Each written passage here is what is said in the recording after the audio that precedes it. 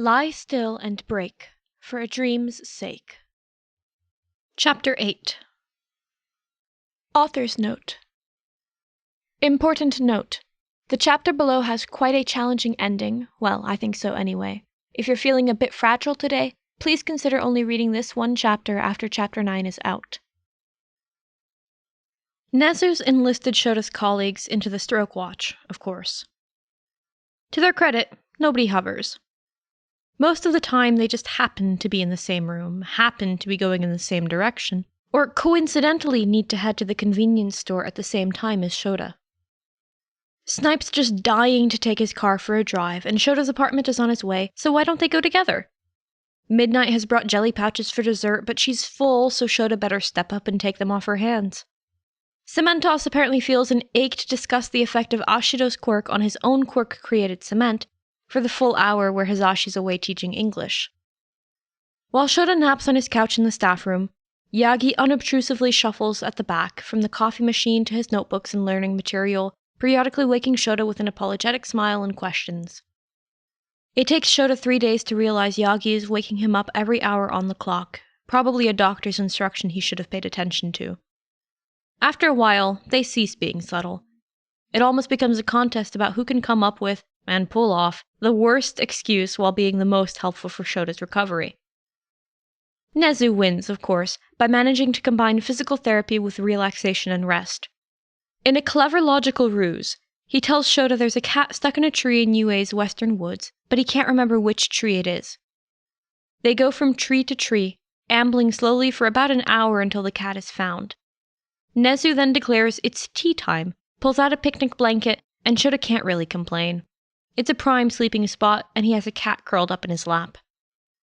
Whether Nezu planted the cat in the tree to begin with remains to be seen. Shota appreciates what his colleagues are doing.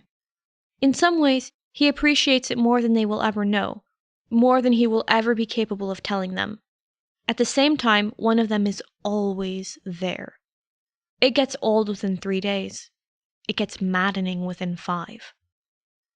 The only person he can stand for extended periods of time is Hisashi. Ever since their mutual understanding, he doesn't hover.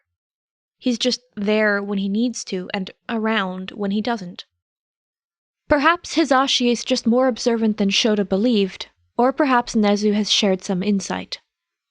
After all, Shota has seen Hisashi confer with the principal more in the last few weeks than in almost the entire year previous.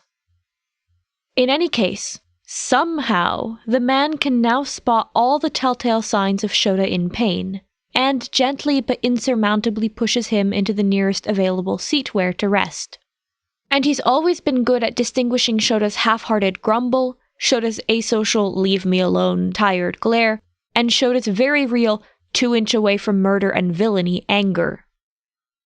Hisashi's now very good at making himself discreet when Shota needs space, and Shota's been better at actually engaging with his friend's antics, even the mindless prattle. Hisashi seems to appreciate his deadpan delivery, and it's worth it to see the surprised happy gleam in his eyes. But sometimes it feels Hisashi may have overcorrected, and it's been bugging Shota. His friend has become too silent. It used to be you couldn't get him to shut up. As a teen, Hisashi was often humming or singing under his voice, even in class. It used to drive Oboro bonkers, whereas nothing could break Shota's focus. It kept on as an adult, with few notable exceptions. The only times Hisashi's enthusiasm dimmed in the past were when he was dealing with a heavy loss, Oboro and his father particularly. Shota's reflecting on the matter as he's peeling vegetables that Hisashi slices neatly. Squiggles is hiding somewhere in the apartment. A moment earlier, Shota's heard the telltale whomp of some unidentified trinket being pushed off a desk. Did he lose someone? But why wouldn't he tell me? Shota ends up blurting it out. You don't sing anymore? Oh, I do. Hisashi adds the sliced veggies to the boiling dashi, gives the broth a swirl, and half covers the pot. He looks back at Shota. I just get it out of my system in the car or at the station. It probably drives my staff crazy, but better then than you. He's grinning, the fool. Shota doesn't know how to feel. He's both melting at the consideration and concerned that his friend saw a need for it in the first place. Did I make him feel he had to tone himself down? You don't have to do that. Hisashi shrugs, unconcerned. This is your home, Shota. I don't want you to feel uncomfortable. I know this is my home, but... Shota frowns, exasperated by his own inability to articulate all that he's feeling. He tries anyway. I never want you to not be you. Hisashi's surprised green eyes meet his and soften. Oh. That's all he says. All Shota says. And later that day, when Hisashi's hesitant humming reaches his ears, Shota drifts off with a smile.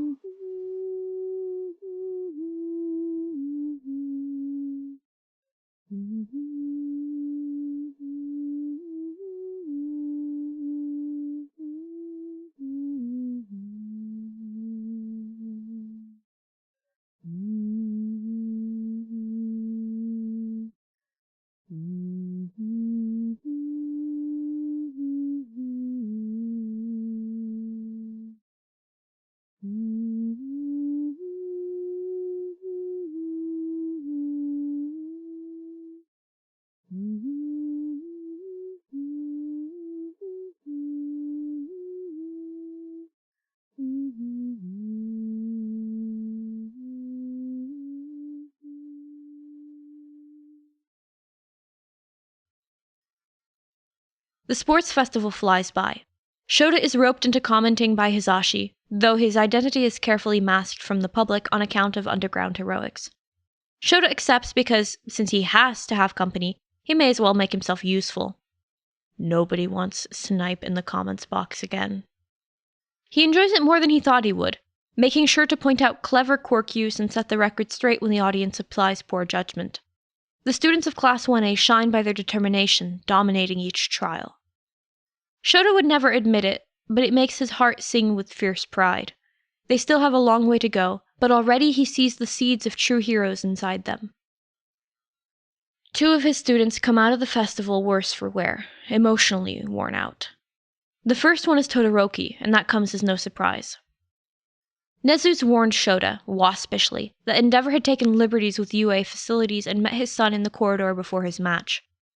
Soon after, Todoroki had, for the first time Shota's seen, sparked his quirk's fire in his match against Bakugo. With a stricken expression Shota would be hard-pressed to forget, Todoroki had snuffed his fire at once, and, distracted, been blown out of bounds by Bakugo's explosion. According to Recovery Girl, he was physically fine, but he'd completely shut down after that. Shota doesn't like the picture this is painting. He knows very little about Todoroki, but he's not blind. The scar that covers half his face is a burn, and Endeavor isn't known for being a patient hero.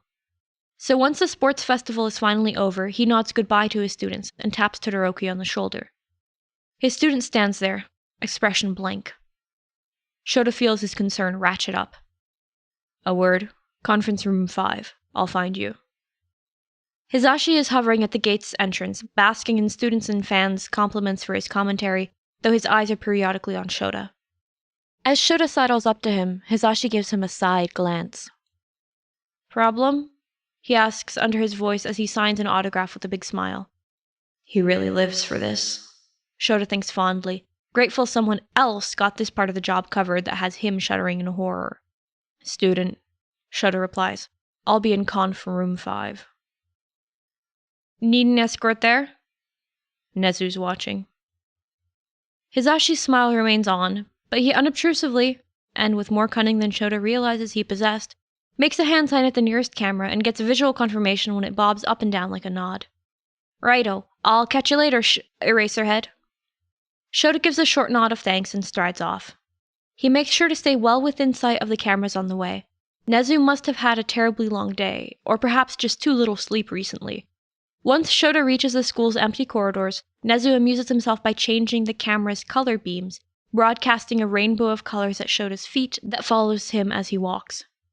So much for my underground career, Shota thinks and can't help snorting with amusement. He sobers up as he enters the conference room. It doesn't have cameras in, obviously, but then Shota isn't alone inside. Todoroki doesn't even register his presence. Shota quietly observes the student for a long minute, noticing Todoroki's tight fists, his harsh breathing, his mutism. Why did you have to try to compete with All Might? He thinks at Endeavor, not without anger. Couldn't you just let him be the larger-than-life icon that he is? Instead of beating him, couldn't you just be satisfied having what he's never had? Children to love and nurture? He doesn't press the boy with questions. He doesn't sit in the seat on the other side of the table. If he uses typical teacher behavior for this conversation, Todoroki will pick up on his cues and put up a typical student pretense, his usual pretense. Shota now sees. I need to go off script. So Shota kneels on the ground and says, Endeavor is an entitled piece of shit, Todoroki. Shocked, mismatched eyes shoot up to meet his. Shota shrugs. Never liked the man. Silence. Just eyes watching him, wondering what he'll do. It wasn't appropriate for Endeavor to have gone inside the stadium. Only students and staff were allowed there. In fact, Nezu now has grounds to ban him from UA facilities from now on. What do you think, Todoroki? Should we ban him? A sharp inhale, then those eyes are looking down. I don't, Sensei, it wouldn't change anything, is what he doesn't say. Helplessness stark in his voice.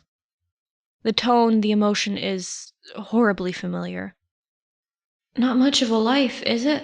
A youthful voice whispers in his mind. Shota frowns. Where's this from? He's not one to watch TV. Who cares? Focus, Shota. He shakes his head. A lance of pain makes him regret it immediately. Shota sits back on his heels. How do I protect Todoroki? Hisashi's voice. Give him options, Shota. Options that Endeavor either can't refute or can get behind. And then he thinks of another student who came out of this day suffering, believing he'd blown his one chance at being a hero. His mind races. Can Todoroki perhaps? It isn't unheard of. Mirio Togata is one. Bit young, but prestigious with agencies. The clinching argument. Endeavor would buy it. Shota scratches his cheek. His stubble itches. You're quite good at hand-to-hand, Todoroki. Best of 1A, save Ashiro. Thank you. There's this Gen Ed student who wants to transfer to the hero course. Name's Shinso. Todoroki relaxes slightly. Familiar ground. I've seen him, the teen says softly. In the cavalry battle. His quirk is interesting. Right. However, he's got no foundations at hand-to-hand. I want to see what he can do, but I'm sworn off strenuous activity for a while. Can't train him if I can't spar with him. True. Todoroki visibly has no idea where Shota's going. Shota leans forward. Tread carefully now. That's where you come in. You could spar with him. Sorry, what? UA has a tutor program, usually for upperclassmen to coach their junior, but interdepartmental tutoring exists too. Todoroki blinks at him owlishly. Shota doesn't smirk. It wouldn't be well received right now. But he feels not unlike he does when he's made a clever shoji move against Nezu. It's a big-time investment, Todoroki. So much so, in fact, that student tutors have access to temporary quarters for when their training runs long. Todoroki isn't breathing at all now. His knuckles are white. Shota's smugness dissipates, and he's left only with his fierce determination. You can stay at UA under this pretense, and we can make it so Endeavor can't set a foot in here. If you want, Todoroki, you can be free. Trust me. Let us protect you. Shota carefully angles his head so as to meet his student's eyes. The parallel of his meeting with Shinso in a similar room doesn't escape him. What do you say? Want to train Shinso up until he can spar with me? If you do a good job, we'll set you up with other students. You can stay a tutor until graduation. Todoroki swallows. His eyes flutter to his hands and he slowly unclenches them. He takes a shaky inhale. Yes, I want that, Sensei. Shota smiles. And as he excuses himself to set his plan in motion, he finds himself breathing in relief, incredibly thankful that his student has awarded him with his trust. I haven't let him down. My students are all okay, or will be eventually. Except, what is that emotion rising up now, almost making him crash on the corridor wall? Why is he feeling self-loathing? Why is his back pressing against the wall as he sinks down its length? Why is his breathing ragged? Why the fuck is he having a panic attack? I did good by Shinzo and Todoroki. I helped. They'll be fine. I haven't failed. Haven't you? Whispers a doubtful voice in his mind, his harshest self-critic. Haven't you, Shota? Are you sure you haven't let him down? Shota leans against the wall and breathes. His heart is beating loud and fast in his ears. He doesn't get it. It doesn't make sense. It should make sense. Nezu pops from a vent above, incongruously white against the black dots invading Shota's vision. Oh dear. There, Aizawa-kun. You're okay.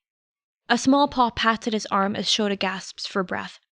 Probably a bit overstimulated, Just need to rest a little. Slide down a bit further? Let's fold those knees. And breathe. Can you do that for me, Aizawa-kun? I'm counting now. 1, 2... I don't understand, Shota stammers. Nezu tucks himself against him. By reflex, upon sensing an animal's warm body against his, Shota closes his arms around it. It's okay, Aizawa-kun. Not everything is understood about the human brain, or the animal brain for that matter. You need to give yourself time to recover. You have to be plus ultra in your recovery, too. Shota feels tired now. His thoughts chase the ones that sparked his panic, but the voice is gone and so are the overwhelming feelings of failure, helplessness, and self-loathing that came with it. He feels empty. Nezu is still speaking. His words drift in and out of Shota's ears. He thinks he hears the Chimera say, "It's okay not to understand everything." Shota breathes for a moment. When he trusts himself to speak, he articulates, "You hate not understanding something." I do indeed. From what I read on human ways of seeking and giving comfort, the platitudes don't actually have to be true. Shota snorts. Nezu tilts his head to the side, his black eyes glittering. Did I get this wrong? No. Shota closes his eyes for a moment. It doesn't make sense. It's okay for it not to make sense. You're not wrong. Just accept it and move on. His hands are carding through Nezu's fur. He might feel more self-conscious about touching his boss like this if said boss didn't make it a habit of nestling in between his neck and capture weapon. Todoroki's gone? He is. I need to talk to you about... Tomorrow will be soon enough. A short silence. Can we make Hisashi freak out with your color cameras? Why, Aizawa-kun? I thought you'd never ask. It's late in the day, end of afternoon or early evening, well past the ending time for class, when Bakugo crashes into Shota's and Yagi's study room. It's just a small conference room off the faculty's lounge. Now that Shota feels he can be functional while upright, Yagi and him have taken to calling it their own when they revise teaching certificate material. It's just off the kitchen, closer to the coffee machine than the big faculty table where they often use to get interrupted.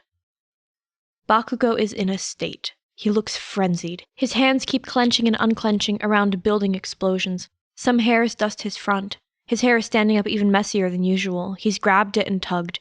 The whites of his eyes are red and tears are running down his cheeks. He's sobbing. Aizawa takes a precious second to blink and to feel shock because Bakugo Katsuki is bawling his eyes out.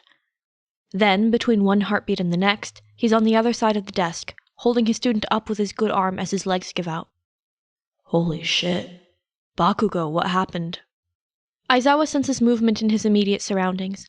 On instinct his eyes snap up, quirk activated. Yagi freezes in the threshold of the faculty room, coffee pot and mugs in hand. Yagi's eyes take in the situation. Bakugo's back is turned. In his state, he hasn't noticed the pro-hero. Need help? Yagi mouths. Shota gives him a subtle shake of the head, and the man melts back into the faculty room. The door remains open. Stroke risk. Bakugo, talk to me, kid. What happened? Who hurt you? Nobody fucking hurt me! Bakugo snaps back and he finds his feet, before his voice cracks. It wasn't me. It wasn't me who was fucking hurting. He breaks down again. Alarm shoots through Shota's veins. Is this an active case? Are they hurting now? And then Shota feels calm descend over him. The familiar mantle of a pro-hero about to come onto a scene. Gather information first. Where and how and when. Did you meet a villain, Bakugo? What? No, I fucking didn't. I fucking was the villain. That's guilt. Perhaps survivor's guilt, perhaps actual guilt, but he's speaking in past tense. Shota doesn't quite allow himself to relax. Bakugo doesn't have injuries, and says he didn't meet a villain, but for him to be in this state, there definitely is something very wrong. Bakugo's hands fist in his hair. Shota removes his arm from his cast and puts his own hands against the kid's, preventing him from hurting himself. The kid gulps down some air. Sensei, I don't get it. I don't get it. I won, didn't I? I won the effing sports festival. You did, Bakugo. Fair and square. Yeah, and He ducks his head. I thought that it'd feel good to win the festival. I'm at the top, but it doesn't make it right. I'm at the top and it doesn't feel good. Sensei, why? Bakugo's words come hurried now, his voice reedy, but it's a torrent he can't stop. Shota doesn't try to stem it, just listens, holding his student firmly through the outpour. I want to be a hero. I want to be a real one. I want to save people, Sensei. I know coming from me it's a fucking joke, but I do. I didn't know before. I just thought heroes are cool, but heroes save people. It's what they do, and I want that. I want to make up for, but it would never. I can't ever. It's been a whole fucking year, and I couldn't save. I'm such a shitty fucking horrible person because it's not that I couldn't save. If it's me, Sensei. I told him. I said I made him. I couldn't see. I couldn't save him. Shota finds himself pinned under his student's crimson gaze. He looks so lost. So young. His parents are alive. He hasn't lost a family member, not that I've been told. Did he lose a friend that young? The world, after all, is unfair. Sensei, what do I do? What do I do now? Shota gingerly puts his arms around Bakugo as he breaks down again in a mess of sobs and tears. Sensei, help me, please help me. I don't know how to fix this. Shota remembers Oboro, remembers the horrible, cloying feeling of powerlessness and guilt that plagued him for months after, dark shadows that sometimes still clutch at him when he thinks too much on it. But Shota remembers too that he learned how to beat them back, that he made it through. We'll figure it out, Shota finally says. We will, Bakugo, I promise. I don't know everything and I don't need to. But I will help you. There are people here who can help you. Yagi's head pops back in the doorway. Hound dog? He mouths with the most ridiculous mime. Shota nods. Yagi disappears, presumably having walked further into the room to call the UA therapist. One of Shota's hands is patting the kid's hair and the other is circling the kid's wrist. Shota bends to look Bakugo in the eye, as he had done for Shinso and Todoroki and who? Plenty of other students over the years, I'm sure. Bakugo's gaze is uncertain, vulnerable. So young. We're going to get you through this. And if after all this you still want to be a hero, then we'll make sure you become a damn fine one. Bakugo looks down. He inhales, exhales sharply. Okay, he says shakily, and this time when his fists clench, Shota lets them, for its courage and determination given physical form. Okay, Sensei. Shota is entrenched on his couch, lying down under a cozy blanket which Squiggles nuzzled his way under. It's a few days after Bakugo's breakdown. Shota's back to his regular class schedule, his arm cast has been taken off, and his follow-up neurological appointment is next week. Conveniently, he doesn't even have to go to the hospital for it. His surgeon will be visiting, and using Recovery Girl's brand new MRI for the purpose. Shota is that much closer to being fully cleared for duty. He should feel happy and relieved and impatient, and he does. He wants to go back to normal. And yet, once again, Shota's brain is acting out, bringing up thoughts and feelings he has no explanation for. Fucking indecipherable mixed signals.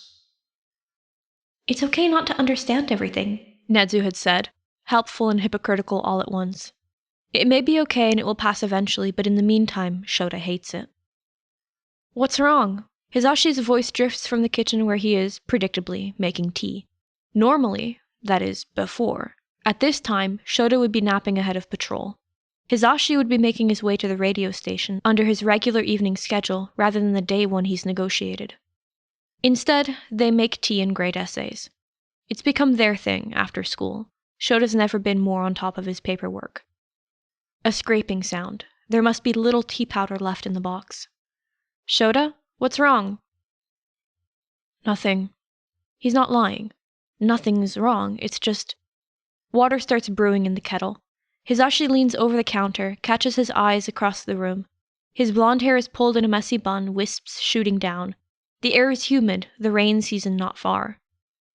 I'm here if you want. Hizashi stays there, doesn't come closer, doesn't press. Shota caves. There's just... Ever since I woke up from... He swallows. From the hospital, I've been feeling... Silence as he ponders exactly what he's been feeling. Like there's something missing. Missing? It's that feeling you get when you're heading out the door. You know you have everything you need with you, you're sure, and yet you have this niggling feeling that there's something you're forgetting. But you don't know what. It's like that. Like water trickling through your fingers. You can't stop it from happening. You can cusp your hand and for a brief moment hold the trickle in your palm, fragile, shining, precious. And then the moment's gone. You move because you're human and you move and it's all gone. It's all gone. And Shota doesn't know why, but that thought feels... Why is Shota's heart breaking? Why, when there is no reason to? Hizashi puts down the teacups he was fixing on the counter and approaches Shota slowly, giving him plenty of time to draw a line, put up a boundary. Shota just watches as his friend kneels next to him and puts a hand on his arm. Look, Sho, I can't pretend to know all that you're feeling, and what you're describing, it sounds extremely uncomfortable. I dig that. But you've had your feet swept under you, buddy, in a way that hasn't happened in many years. And you've never come so close, have you? To dying, I mean. Hizashi is a hero too.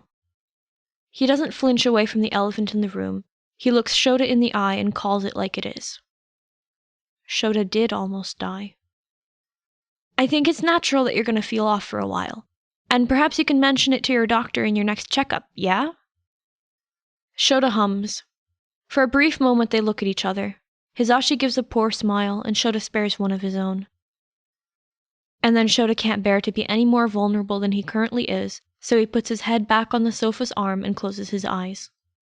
The hand on his arm retreats, but somehow Shota feels more settled. There's still something missing, but he's sure he can bear it. Because, like he told Shinso, he has people. He has Yagi, he has Nezu, he has Nemuri and Tensei, he has Hizashi, he has his students. That thing he's missing, that hollow in his chest, he'll either find what it is or he won't. And if he doesn't, then perhaps it's okay to grieve something intangible, something that is not there, something that, perhaps, was never there in the first place. Perhaps it's okay to grieve and to move on. End of Chapter 8.